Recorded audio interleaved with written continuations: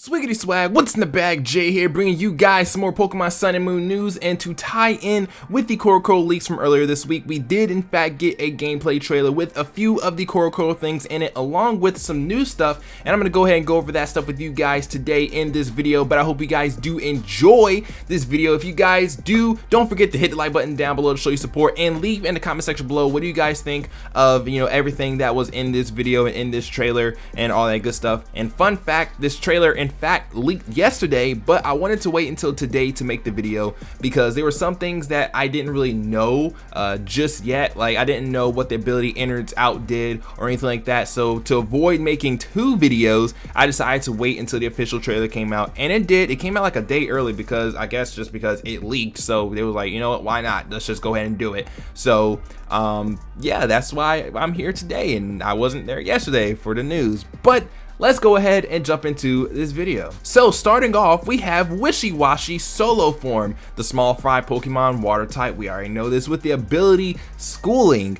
And I was reading up on this thing's entry, and it is a very interesting entry actually. A single Wishiwashi is tiny and weak, measuring just 8 inches from nose to tail. Wishiwashi is very small even for a Pokemon. Yet the people of the Alola region seem to view it as a terrifying Pokemon. When it's in danger, Wishiwashi's glistening eyes catch the light and shine out, sending an SOS signal to its allies. Wishiwashi have a new ability, Schooling, which no Pokemon has previously had. With Schooling, Wishiwashi can change form in battle to their school form under certain conditions. Now, I'm pretty sure in the gameplay trailer they said that Wishiwashi can change form when it reaches a certain level. Now, I'm not necessarily sure what level that means. I'm not really sure what that actually means or anything like that, but it's a form change. It seems like it's a form change in battle. So you have to send out a tiny Wishiwashi, and then you have to like change its form. So I'm not necessarily sure if it's gonna be, competitively viable or not. I don't know, we'll see what happens. But let's go ahead and talk about the school form.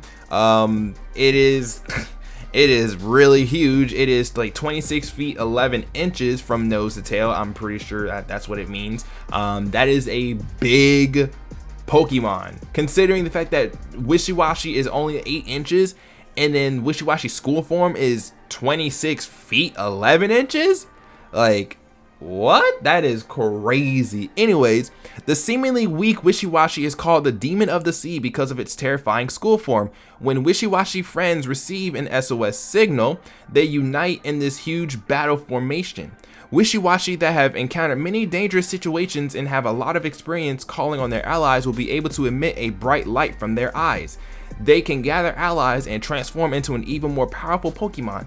Even Gyarados flee from Wishiwashi's school form. Now, I'm hoping that this form gains HP and defense or special defense or just bulk in general. It seems like it's gonna be a bulky Pokemon. I feel like it's gonna have a whole lot of HP, kind of like Wailord.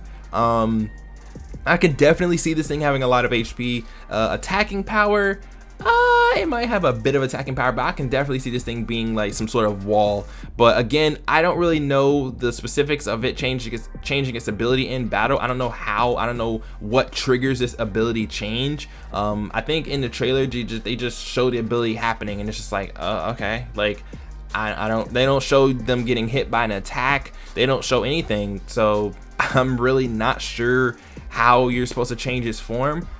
Maybe I'm missing something. If you guys have an idea, let me know what the idea is down in the comment section below. But let's go ahead and move on to the next Pokemon. So this next Pokemon we also saw in Korokoro, but I didn't make a video on it because I was like, there's really no reason for me to make a video on one Pokemon, especially when we're gonna get a gameplay trailer and we might just see that Pokemon in the gameplay trailer and we'll get more information about it. So we have Pyakumuku. I hope I pronounced his name correctly. It looks like Pyakumuku. That's what it looks like to me, so that's how I'm gonna say it. So Pyakumuku is the sea cucumber Pokemon, which that is actually really interesting because the Chinese leaks so far have said that we're gonna get a mushroom Pokemon, a sea cucumber Pokemon, and like a rugby monkey, something like that. And we have a sea cucumber and we have a mushroom, which I'm gonna go over that later in this video as well. But the Chinese leaks are definitely getting proved to be correct so far. So that's really cool. But anyways, enough about that.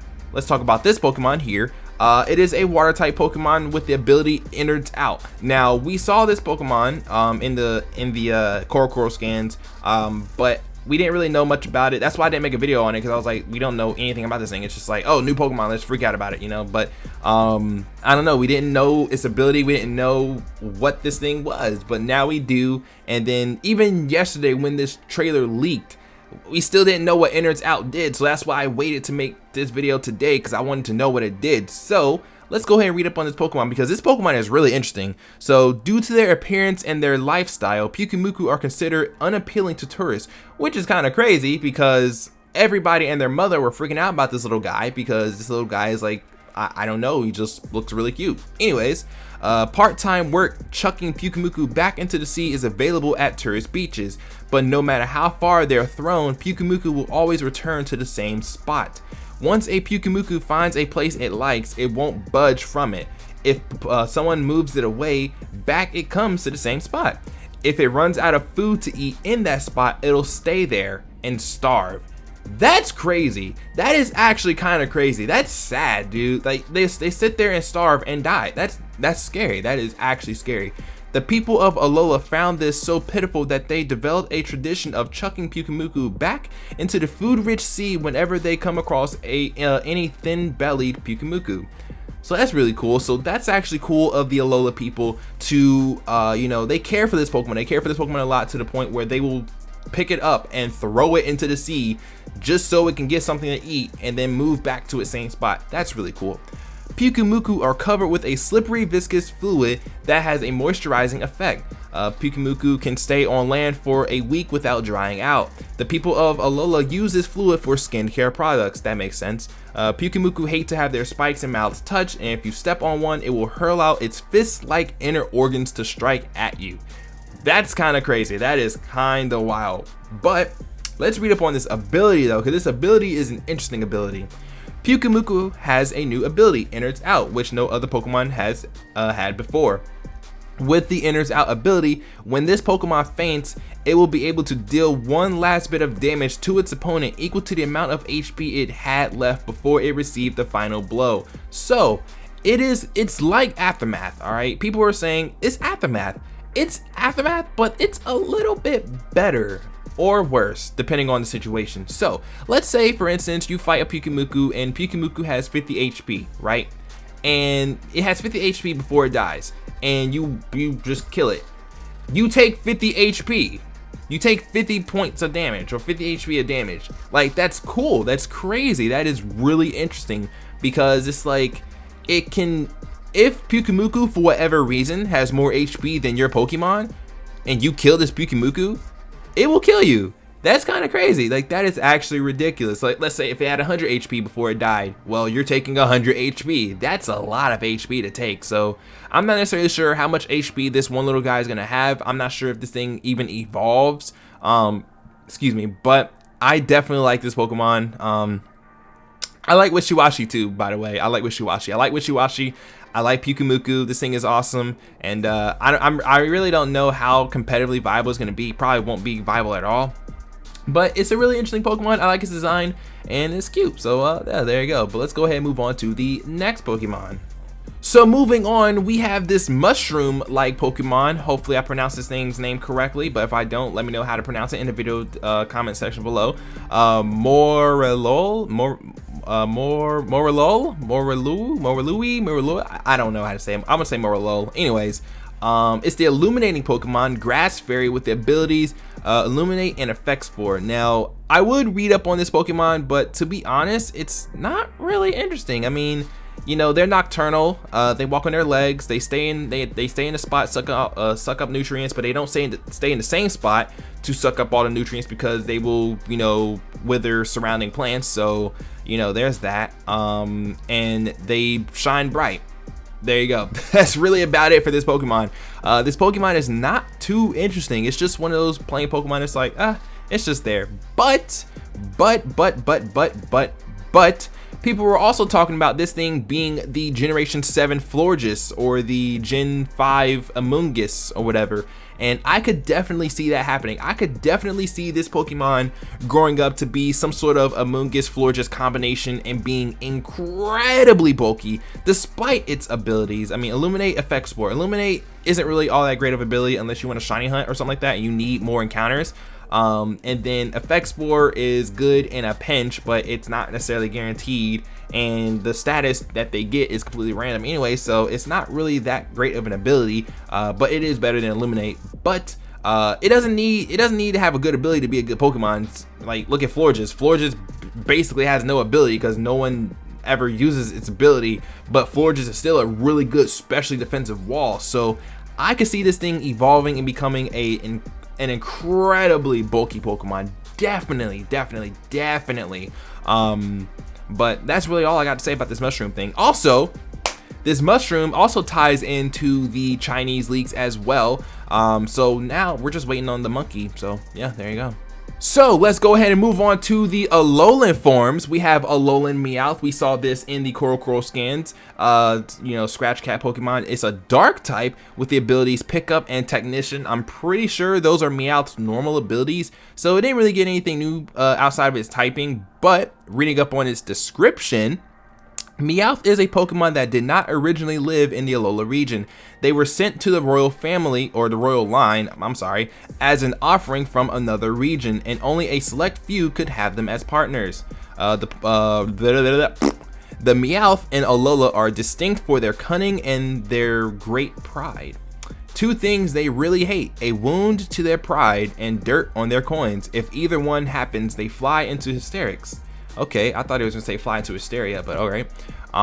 It said that the Meowth that were offered to the royal family lived a life of luxury and pampering, which led them to have a selfish and prideful attitude. This caused Meowth's form to change. I want to see a Meowth actually like change form right, like straight up in front of me. Like, is it instantaneous? Is it over time? Like, I want to know. And then like the way they say that these Meowths, like, they were part of the royal family, so how do you find one in the Alola region? Well, let's keep reading.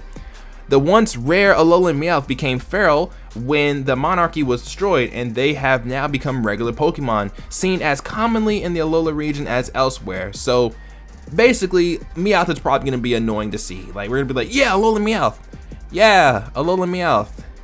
Yeah, Alolan Meowth. Please stop appearing in front of me, please. But, so I guess it's safe to assume that we're gonna get an Alolan Persian at some point as well. But Alolan Meowth, I like it. I like the design. I like how in the trailer it fluffs up its whiskers. Like, it's really it acts like a rich cat, a rich spoiled cat. That's really what it is. That's all this Pokemon is. But I like it.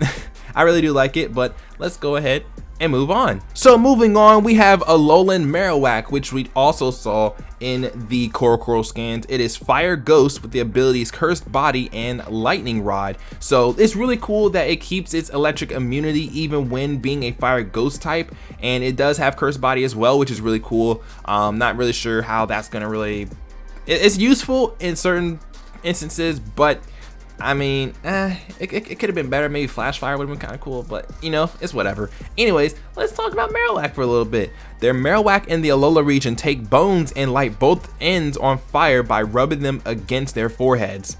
That is crazy. Okay.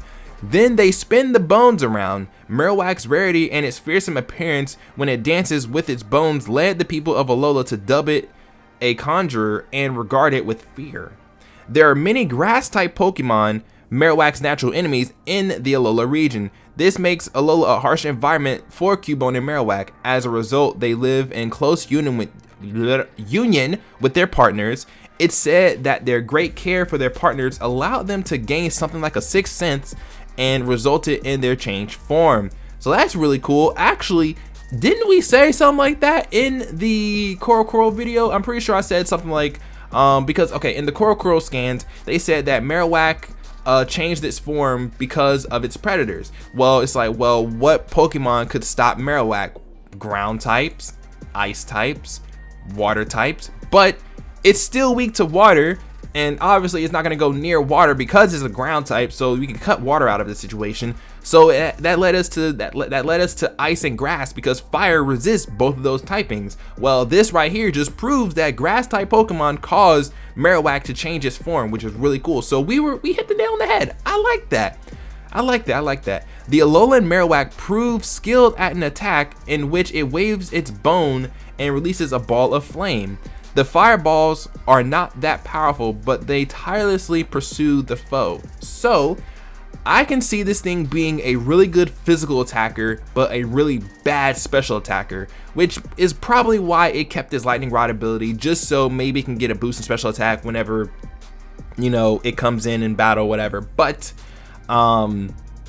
just the way that they describe that last sentence, the fireballs are not that powerful, it just screams to me that excuse me, I'm sorry, it just screams to me that Marowak, or Alolan Marowak, is not going to be a special base Pokemon. It's going to be a physical type. It's a physical type. Hello? A physical attacker. It's going to be a physical attacker. I can definitely see it. I love this thing's design. I already told you guys about this design. I love it.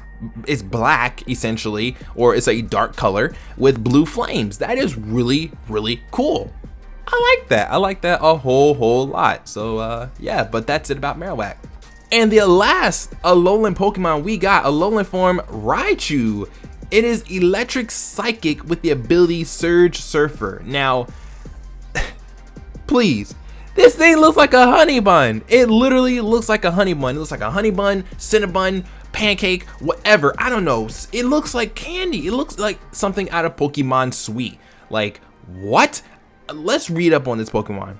The Raichu and Alola have two types, electric and psychic, and they are able to wield psychic power. What's more, they can gather their psychic power in their tails and ride on them to float in the air. I like how it rides on its tail. That is so cool.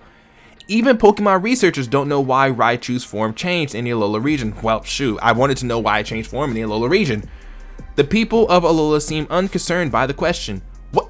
How? How are you unconcerned how are you unconcerned? Like, I will be very concerned. You're telling me a Raichu that could not previously float can float and you're not concerned at all? Like, you're more concerned about, well, actually, you know what?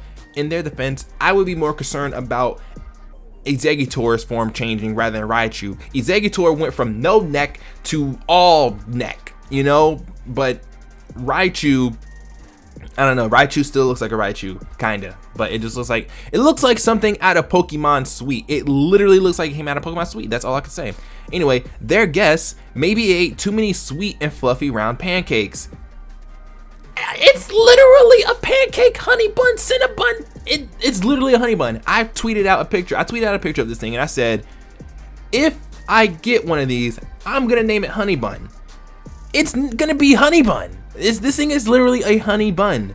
Bro, Raichu has electric sacs on its cheeks and rubbing them causes a sweet aroma to be released. Honey bun. It is a honey bun. Honey bun.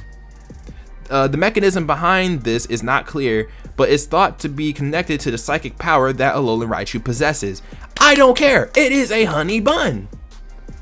The Alolan Raichu has a new ability, Surge Surfer, which no other Pokemon has previously had. With the Surge Surfer ability, the Pokemon's speed will be doubled on electric terrain. Tapu Koko plus Alolan Raichu equals scary VGC team, okay?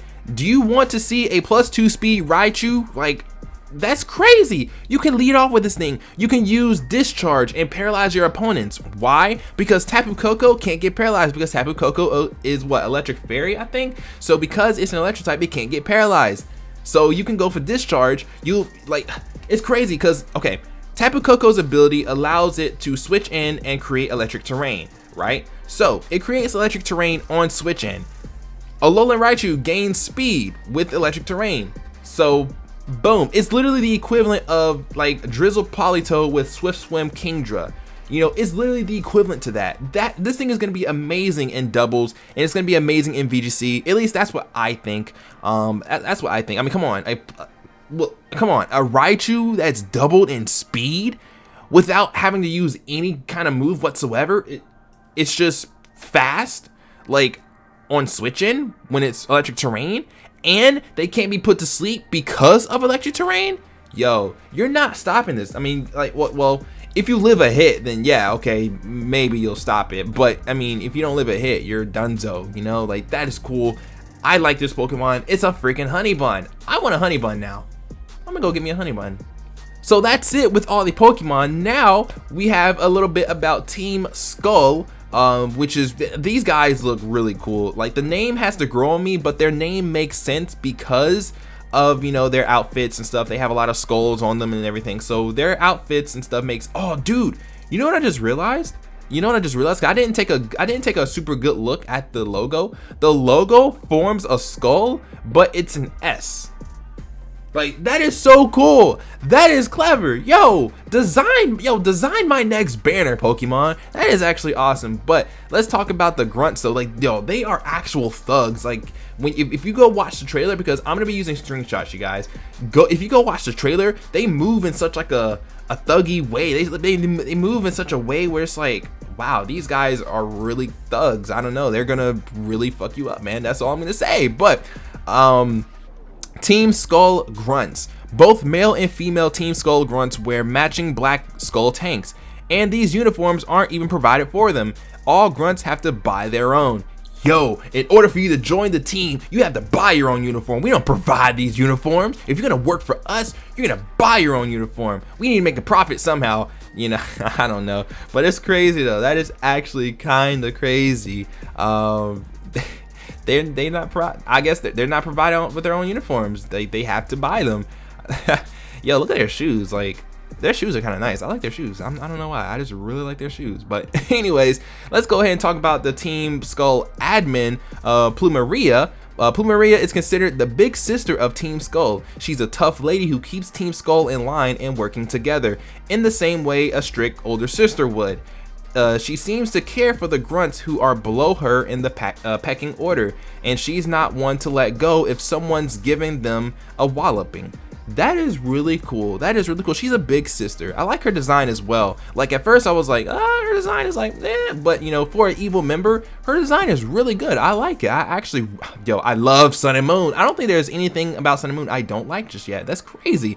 That is crazy. And she has like a tattoo like on her belly as well. So like, I'm guessing like admins have is she the only admin, or is there another? I hope there's another admin, but she's probably gonna be the only admin though. But she has a tattoo on her belly, which is really cool. Like, she looks like a thug too. Like, it's crazy. I like how the little things in their hair also resemble skulls, so that's really cool. But let's go ahead and talk about the boss, man, because the boss, he looks really cool. Team Skull boss Guzma. Is it Guzma? Is it Guzma or Guzma? I want to say Guzma, or Guzma. I don't know. I'm gonna say Guzma. Anyways, Guzma is the boss of Team Skull who holds these ruffians together. Guzma pours on the attacks, battling without mercy. He certainly does seem strong, but he claims to be one of those who never could become captains. Okay, so like the trial captains? I don't know.